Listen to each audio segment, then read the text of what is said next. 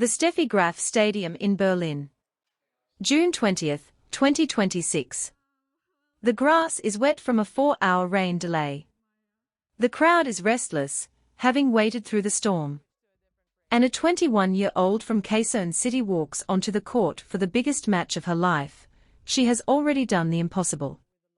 She has beaten Donna Vekić, the Queen's Club champion. She has stunned Elena Rybakina, the world number 2, the Wimbledon champion.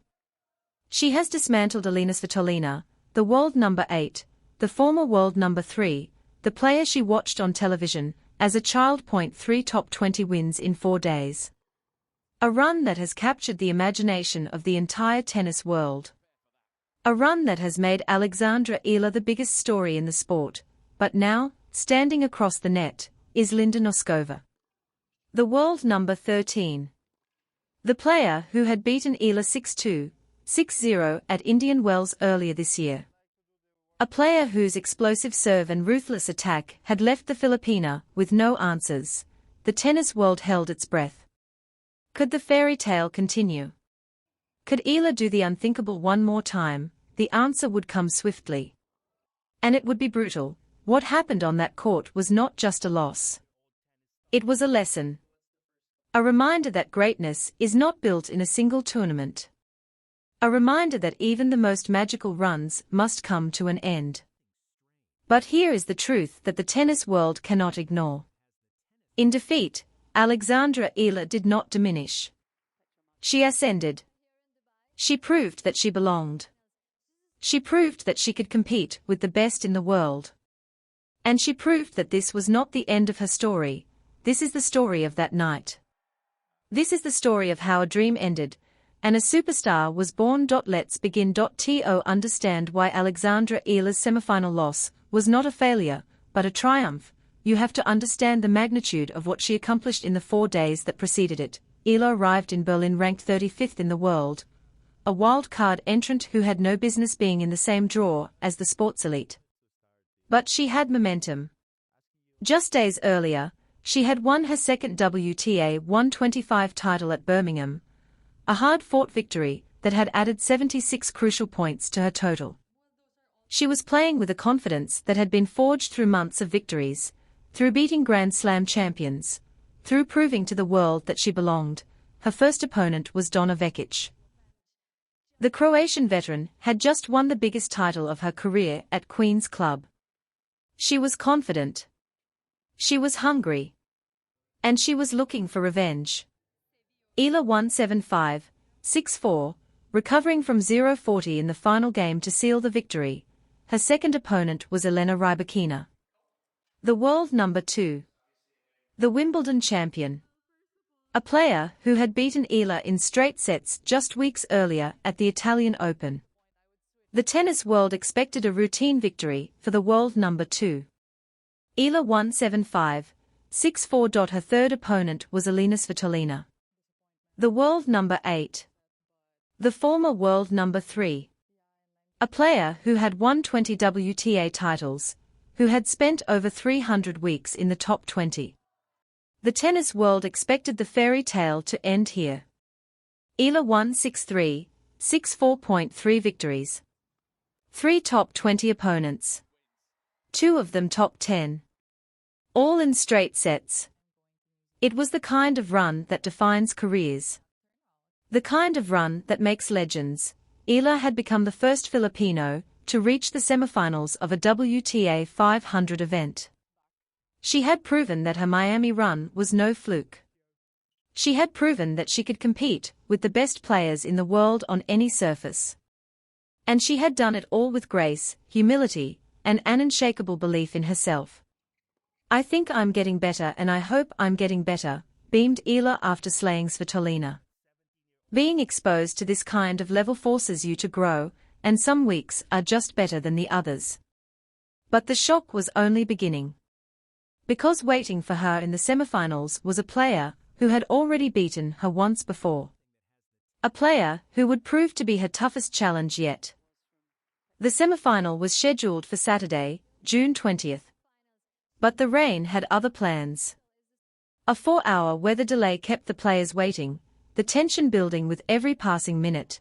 When the match finally began, it was clear that Linda Noskova had come to play. The Czech star, ranked 13th in the world, unleashed a relentless barrage of power serves, punishing ground strokes and daring net attacks that Eala simply could not neutralize. From the opening exchanges, Noskova imposed her will on the match, repeatedly backing Eala behind the baseline with booming serves before finishing points with clinical precision. The opening set was marked by a flurry of early breaks, with Noskova gaining the upper hand after securing 2 breaks of serve compared to Eala's 1. The world number 13's serve proved to be the decisive weapon. She fired 5 aces to Eala's 1 and consistently won free points behind her delivery, reflected in her dominant 15-5 advantage in first serve points won. Noskova earned her 3rd break of the set in the 7th game and rode the momentum to claim the final 3 games, taking the opener in commanding fashion. 6-2. The second set followed a familiar script. After the players traded holds early, Noskova elevated her level once more, securing a crucial break and backing it up with another dominant service game to open a 3-1 advantage. But Eala refused to go quietly, trailing 2-3 in the second set. The Filipina dug deep and mounted her strongest resistance of the match.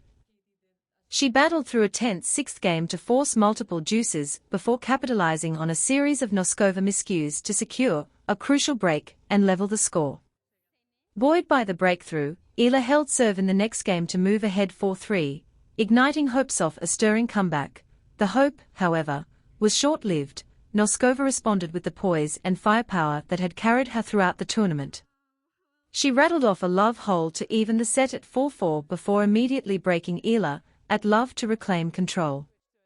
The Filipina left-hander, who had her left arm taped above the elbow during the previous changeover, struggled to land her first serves, allowing Noskova to unleash a barrage of aggressive returns. Serving for the match, Noskova showed no signs of letting up. She opened with a crushing forehand put away off a booming serve, then erased a double fault with a timely ace. Another blistering forehand winner brought up match point, and moments later she sealed the victory in fitting fashion, charging the net and finishing with a crisp serve and volley winner point 6-2, 6-4. The dream was over. The statistics from the semifinal told a story of domination.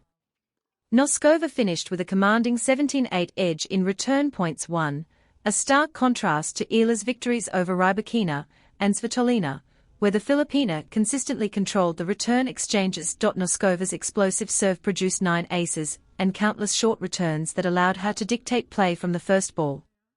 Every time Eala found a way to put the ball back in play, Noskova seemed to have an answer, whether a crushing forehand winner, a sharply angled cross-court shot, or an aggressive charge to the net. The victory, completed in just 76 minutes after the lengthy rain delay, underscored Noskova's growing reputation as one of the tour's most dangerous grass-court players. For Noskova, the result was strikingly similar to her dominant 55-minute 6-2, 6-0 victory over Eala at Indian Wells earlier this year. But while Eala had lost, she had also won something far more valuable.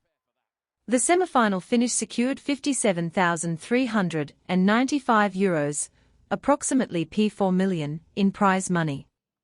She also earned 195 WTA ranking points for her run to the semifinals.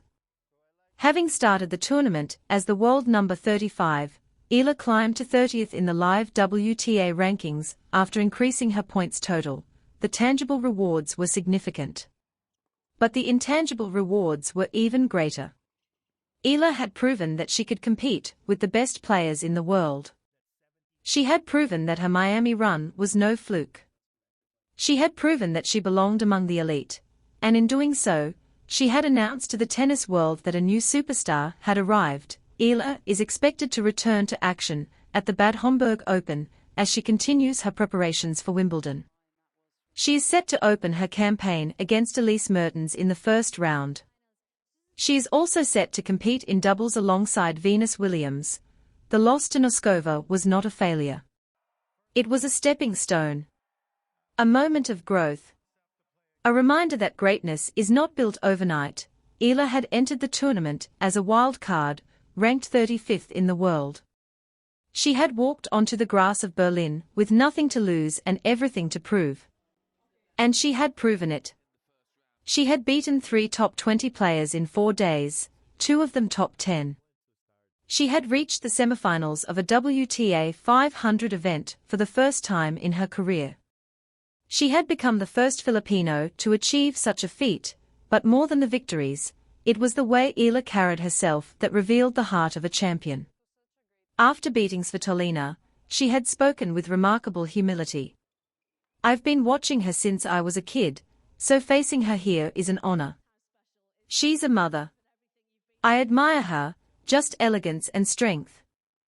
After the loss to Noskova, there were no excuses. No complaints about the rain delay. No blaming the tape on her arm. Just acknowledgement that she had been beaten by a better player on the day. "I just had to adjust my game today, maybe a little bit, because of the rain and maybe the temperature dropped a little bit. The court was maybe a little bit slower, but as the match went on and we hit new balls, I kind of started to feel better and better," she said. "I think I'm getting better and I hope I'm getting better," she had said earlier in the week. Being exposed to this kind of level forces you to grow, and some weeks are just better than the others.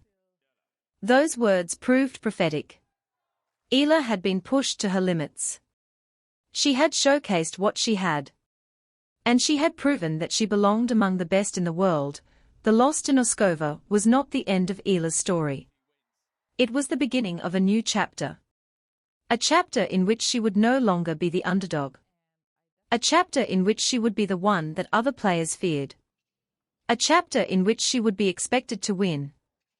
The tennis world had witnessed the emergence of a superstar. And the superstar was just getting started. The Berlin Open was over. But Alexandra Eala's journey was just beginning. The grass season continues.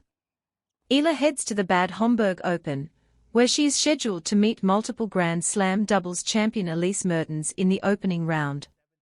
She has been awarded a wildcard entry in the singles draw, and is set to partner tennis legend Venus Williams in the doubles competition.